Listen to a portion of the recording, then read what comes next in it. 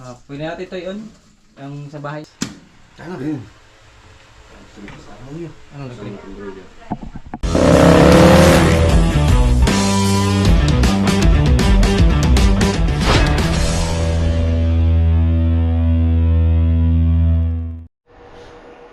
Yun na.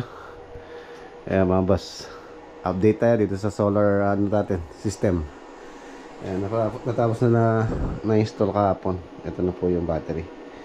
So yun yung inverter. Ito yung kanyang mga circuit breaker. So tetestingin namin ngayon. Meron din siyang fire extinguisher ball.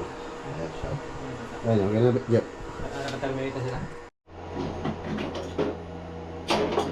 Dito sa taas.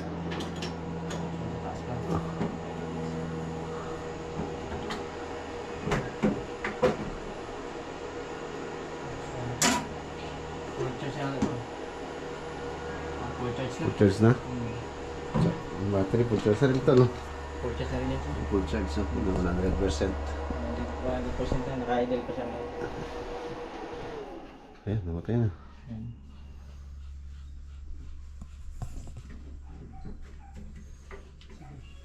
Ikuhan ko na ba sa inyo, sir? Ha? Iyan mo na? Oo. Demo mo? Ay, sa yun.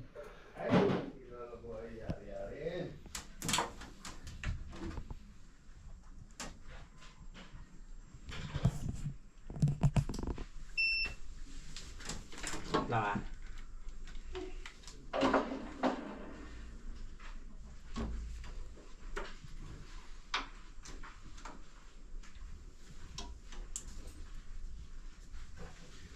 Sige.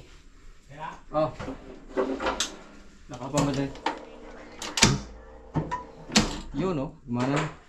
Mandar na yan? Yung ito na yun, umilaw. Sa Pag green, ayos na. Ito yung grid side. Grid yan. Tapos ito yung papel ko. Ibig sabihin yung pelcon yung mandar. Umaanda na yun. Hindi pa yung solar, no?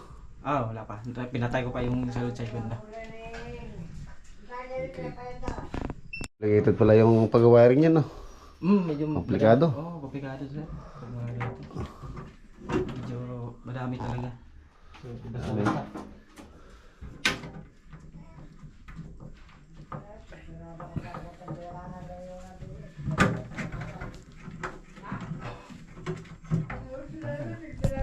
Kuano ta? Ayan po. Yung mga circuit breaker.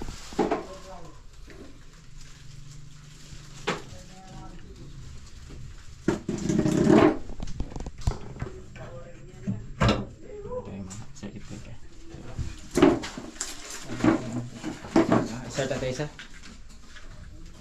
Ay. Pwede natin ito yun. Ang sa bahay nyo. Ano daw? Para may iwan na tayo. Kaya ka?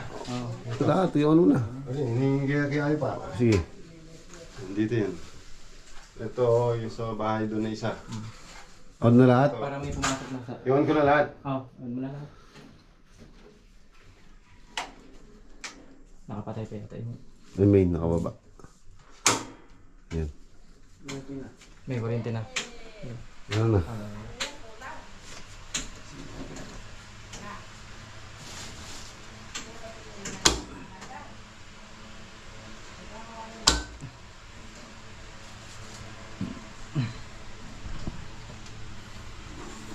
Testing, dry run.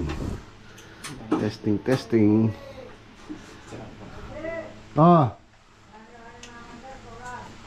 Alya pa. Hindi pa.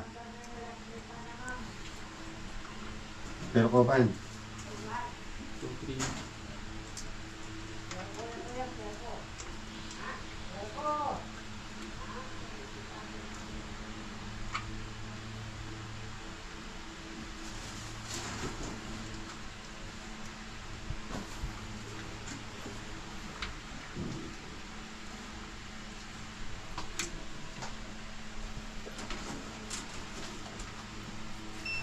Okay, sir. So, Ha? okay na. Okay na? Okay. Bali, ngayon, so full charge sa ating battery ngayon, sir. So, i-explain ko na lang sa iyo kung ano itong mga nakalagay dito. Sige, sige. Ito yung sa solar panel natin. Oh, yung, Ito, ano, yung oh. sa taas, no? Oh, sa taas. Ano rin? Ano nag-click? Sa? Sa tabi ng fire extinguisher.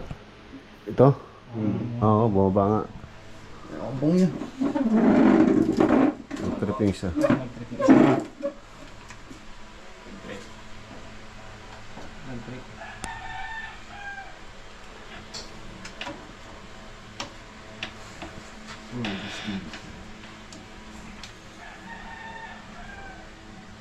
Ito yung 4 na panel lang eh.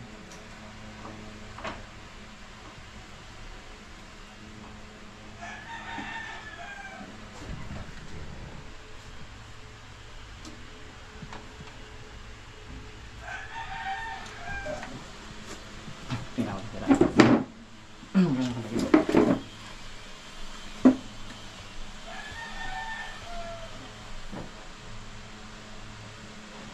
Overtime. Tak, pairam siya sa alin. Tak. May napansin ka dito alin? Tak. Yung maliit dun sa panel. Alin daw? Na number 4. Number 4. Beng na. Ano, boss, okay na. Sige, explain ko sir. Ah, sige, sige. Bali ito sir. Ito yung sa panel. Oo. Ito sa Philco at saka ito sa Yung battery battery. natin, no? At saka ito load consumption ng bahay. So ngayon, ang kinukuha ngayon sa panel lahat. So full charge yung battery. Yung load consumption nyo is nasa around 3 kW. 3 kilowatts. So panel lang ang nagsusupply lahat. Oh, sige. Ah, makikita naman pala dyan, no? Kita sir. Ngayon, Saka dun sa application makikita rin, no? yes po sir. Pero may delay tayo dun sir. Ah, dali. May delay tayo dun sa application. Ito kasi real time ito. Ah, real time na. Ito yung battery ngayon, hindi siya nagdi-discharge kasi nga sakto na yung panel na kaya naman i-produce ng panel yung supply yung panel yung load site yung nakaabang lang siya just in case lang na pag humina to si panel so papasok Si Philco. si battery muna muna. Ah, yung battery. Kasi 100% siya ngayon eh. So pag lubat siya, saka pa mag-back up Si Philco. Oh, so kung maganda pala yung harvest ko, di na ma-under si Philco. Sir, wala. So ngayon, zero kayo, wala kayong bumapasok eh. Zero. Zero yung ano, zero ngayon. Zero kayong yung ginagamit. Pero ma-under lahat yung ano. Under lang yung aircon mamaya. Oo. Nasa mga 2 kilo. Tapos ito yung mga breakers niya, sir. Ah, yan, wala nang gagalawin dyan, no? Wala na to. Sige, Bali sige. ito sa dalawang battery. Ito sa grid side, tsaka sa load side. Tapos yung nasa taas, yun yung sa breaker ng Breaker mapanel. ng panel. Tsaka itong nasa baba, sir, ito yung mga SPD natin na tinatawag. Para sa mga surge. Sige na may mga surge na mangyari. Ito yung magiging protection no? natin. Oh, di basta masisira na pa yun ang ganyan. Malaman naman natin sir pag sira to. Kasi may pula na makikita dyan. So, Ah, yung sabihin, green na yan, yung green mapupula. na yan. Pag may pula na yan dyan, so yung papalitan natin yan. Tapos ito yung ito yung tinatawag na ATS. ATS, So, oh. pag nag-brown out siya, automatic siya, mag-switch siya sa solar. Sa solar. Ayos. So, di wala lang brownout niya, no? Wala na sir. Try natin sir magpatay.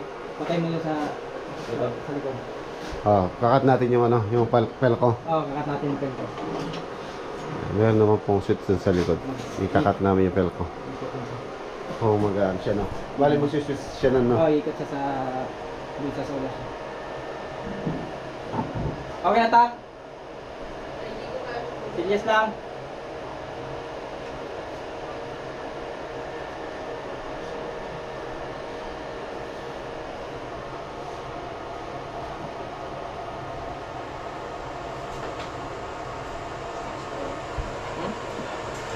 Ano, sinara? Okay, sir.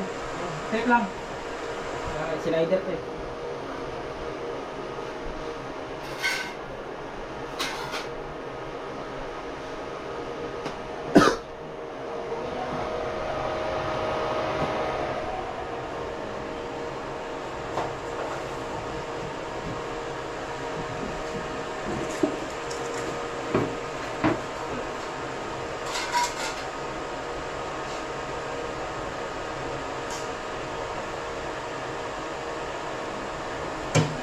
Yun. May delay pa.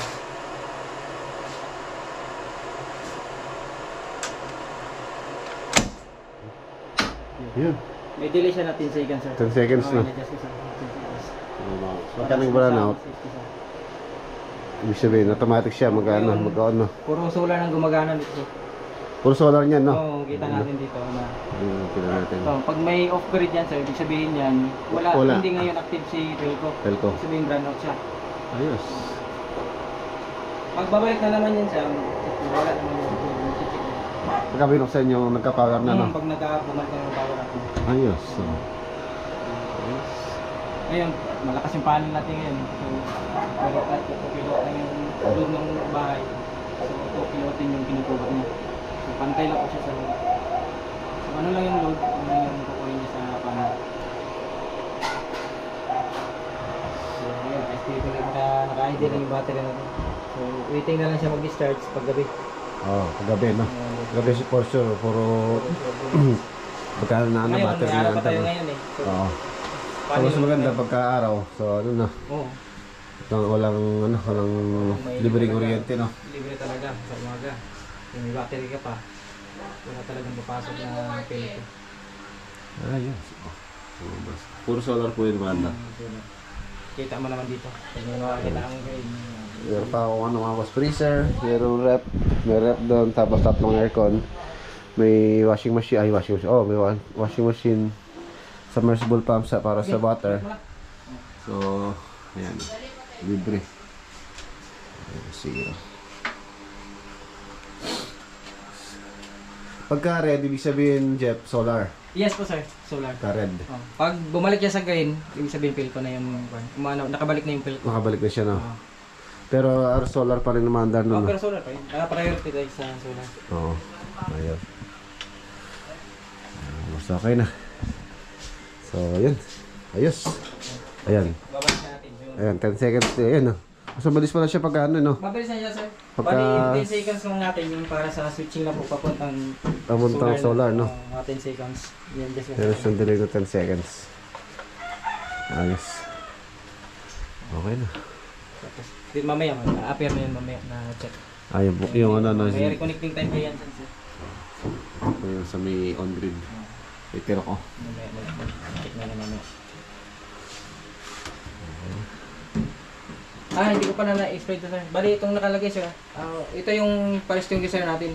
Oo. In case na may umapoy dyan, pag nasunog niya itong ito banda, Pag na-detect niya yung ano, no? automatic yan, automatic sasabog yan, magbubuga siya ng puti. Okay. So, Yung laman na yun, safety purposes din, no? Safety purposes. Kahit ano. Oh, ito rin sir. Ilabas naman. Sasabog ko siya.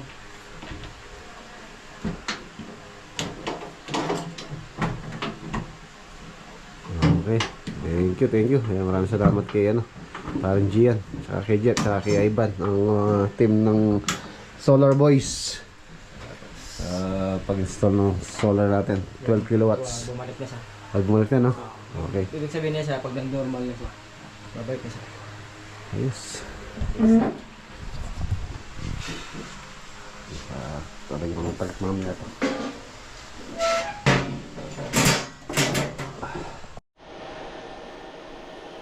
So ayan mga boss, okay na. Ayan po siya. So pinaano ko na rin yung ano, yung pong aircon dito nakabukas. Tapos yung dalawa doon nakabukas na rin, pinabukasan ko. And then tapos yung ating submersible pump, yun po yung nakaload ngayon. Tapos yun, may nag-welding doon sa ano, sa may working area. Ito yung, tapos nag-washing machine pa si nanay. Halos ano na po yan, solar na po yung maandar. At tingnan natin yung ilaw sa ilaw. Ito naman, maandar din yan, yung submersible. Yan, nasa ilalim po yan. 1.5 horsepower po ito. So ito, libre na tayo. Libre na sa tubig, libre sa kuryente. Tingnan natin kung magkano magiging bill natin yan next month pa siguro, kasi meron pa po kasi ngayon nagagamit dito bago magpa-solar. So hindi pa natin totally malalaman kung magkano talaga yung monthly sa next billing siguro next month. Tingnan natin yung ano. May application po siya. Ayan. So, pagka medyo makulimlim, ayan, kamukha ngayon, makulimlim po siya. Ayun, kumukuha ng 50 watts sa pelco. Tapos yung ating production, ito yung panel, nasa 1.60 kilowatts ang harvest. Makulimlim po, wala po yung araw. Pagka mainit, ano po yan, ano man, tataas yan. Nasa, kanina daw sabi ni Jeff, halos umabot ng 8 kilowatts yung production ng panel. Tapos nasa 97% yung ating battery. And then yung ating load nasa 3.93 kilowatts ang load. So ayan, under rin dalawang aircon dun sa taas, bali 3. Tapos ref, freezer, welding, nag-welding dun. Tapos dito meron akong ano dito, yung dito, yung sa filter, yung motor. Ayan, meron din po ako dyan. Ayan. So hindi na tayo ano dyan, libre na tayo sa kuryente. And then ito, pwede ko na pong palagay yung aircon nito. May aircon po dito. Ayan, papa-aircon ko na to para pwede rin maging ano to, maging receiving area. For example, meron tayong bisita, so pwede dito may aircon. Ito yung pong aircon.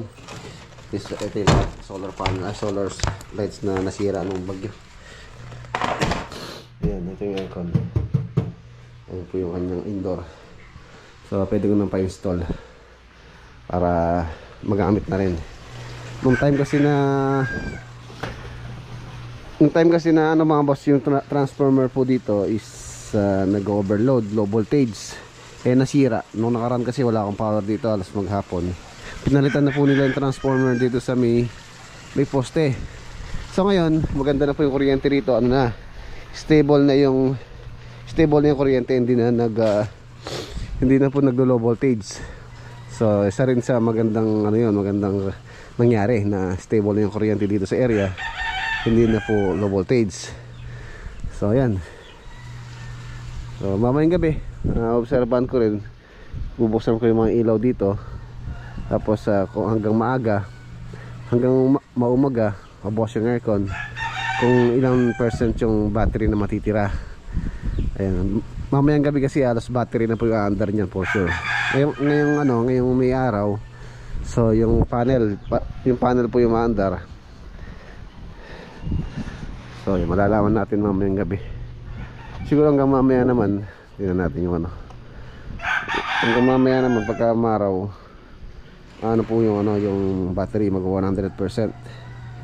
Nagcha-charge kasi ano lang kanina. Kaya nasa ano na lang yung application na online. Ayan. So wala tayong nakukuha sa pelco. Ayan yung pelco.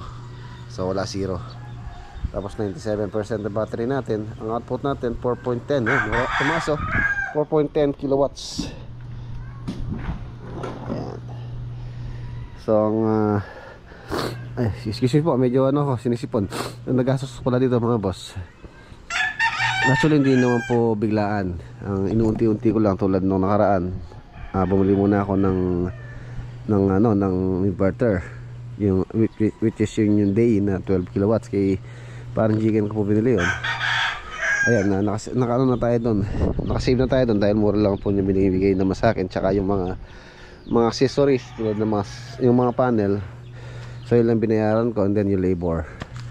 So sa pagsa-solar pala mga boss, ang pagkalalagay tulad na nilagay nila dito, nilagay nila 22 panel, tapos 12 kilowatts. 12 kilowatts sa pagkakaalam ko yung presyo niyan, nagre-range sa nagre-range po sa 600 to 800 yata. Tapos dalawa battery yung ganyang setup, 600,000 to 700,000 more or less, mga ganyan po yun. So tayo hindi naman natin binigla naman yan. Tsaka kagandaan na rin dahil nga tumataas po yung bill ng kuryente. So at least yung investment natin dyan ano naman natin yun, babalik din naman yun in the long run. In the long run siguro mga 3 years. So na tayo, bawi na tayo.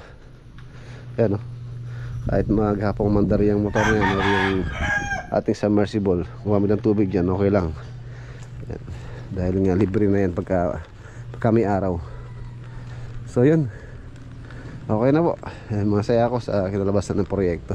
Yan, siyempre nagpapasalamat ako kay paring Gian. Kung di dahil sa kanya din, hindi po ako magkaka-solar na ganito. Napangarap ko ding solar. So ang kagandahan dito, wala na po tayong brownout. Kaya mag-brownout, wala na kuryente, meron tayo. Okay.